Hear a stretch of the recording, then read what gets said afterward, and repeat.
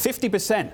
That's the amount of the economy, the amount of the electorate that have gone towards populist parties out of those that voted. And yet we sit here talking about this rosy picture in Europe and the economy is great and everything's fantastic. Have we already seen peak growth in the Eurozone economy already this early this year?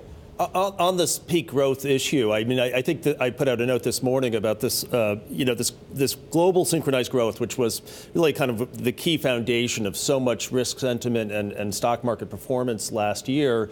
It's really interesting to note that since October, really coincidence with the Congress in China, that a lot of economic data in the Eurozone and China has been sort of, I wouldn't say falling off a cliff, but it's been into a weakening trend. Now, after, substantial growth, some consolidation and give back, is to be expected.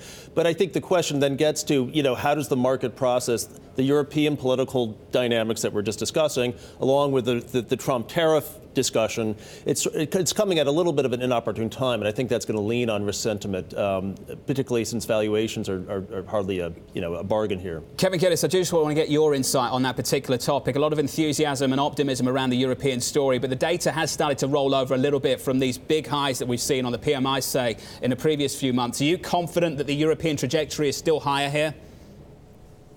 Well, it's definitely higher. There, until you get a real inflationary component, you're not worried about overheating the economy in Europe. And so I think there's still room to go. If you look at, it took them in order, the U.S. being the first to recover, the first to see inflation, and then probably the Eurozone first to recover and first to see inflation, and then falling way behind it would be, Japan in particular. So I still think these economies still have room to grow, and I think there are still a ways away from seeing the inflationary aspects of an overheated economy.